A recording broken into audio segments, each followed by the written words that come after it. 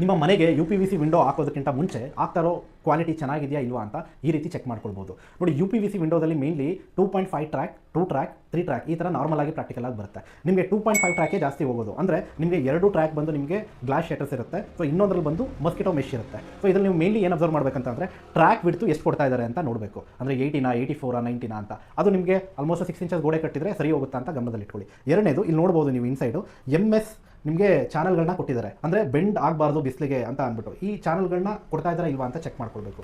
ಮತ್ತು ಮೂರನೇದು, ಮಸ್ಕಿಟೋ ಮೆಷಲ್ಲೂ ಕೂಡ 2-3 ವೆರೈಟೀಸ್ ಬರುತ್ತೆ. ಅಂದರೆ ನಿಮಗೆ ಅಲ್ಯೂಮಿನಿಯಂ ಬರುತ್ತೆ, SS ಬರುತ್ತೆ, ಪೌಡರ್ ಕೋಟೆಡ್ ಬರುತ್ತೆ. ಸೊ ಈ ಮಸ್ಕಿಟೋ ಮೆಷ್ನು ಕೂಡ ನೀವು ನೋಡ್ಕೋಬೇಕಾಗುತ್ತೆ. ಅದಾದಮೇಲೆ ಗ್ಲಾಸ್ ಥಿಕ್ನೆಸ್ಸಲ್ಲಿ ನಿಮಗೆ 4mm ಬರುತ್ತೆ, 5mm ಬರುತ್ತೆ. ಕೆಲವರು ಟಫನ್ ಬೇಕು ಅಂತ ಕೇಳಿ ಹಾಕ್ಸ್ಕೊಳ್ತಾರೆ. ಸೊ ಅದನ್ನು ಕೂಡ ನೀವು ಗಮನದಲ್ಲಿ ಇಟ್ಕೋಬೇಕಾಗುತ್ತೆ. UPVC ವಿಂಡೋ ಪ್ರೊಫೈಲ್ನ ಈ ರೀತಿ ಬಾಂಡ್ ಮಾಡ್ತಾರೆ ಕಾರ್ನರಲ್ಲಿ 45 ಡಿಗ್ರಿ. ಈ ಬಾಂಡಿಂಗ್ ಫಿನಿಶ್ ಪ್ರಾಪರ್ ಆಗಿದೆಯಾ ಇಲ್ವಾ ಅಂತ ಚೆಕ್ ಮಾಡ್ಕೊಳ್ಬೇಕು. ಮತ್ತು ನೀವು ಖರೀದಿ ಮಾಡ್ತಾರೋ UPVC ವಿಂಡೋ ಎಷ್ಟು ವರ್ಷ ರಿಟರ್ನ್ ವಾರಂಟಿ ಕೊಡ್ತಾರೆ ಕಲರ್ ಶೇಡ್ಗೆ, ಇದನ್ನು ನೀವು ಪ್ರಾಪರ್ ಆಗಿ ರಿಟರ್ನ್ ವಾರಂಟಿ ತೊಗೊಳ್ಬೇಕಾಗುತ್ತೆ.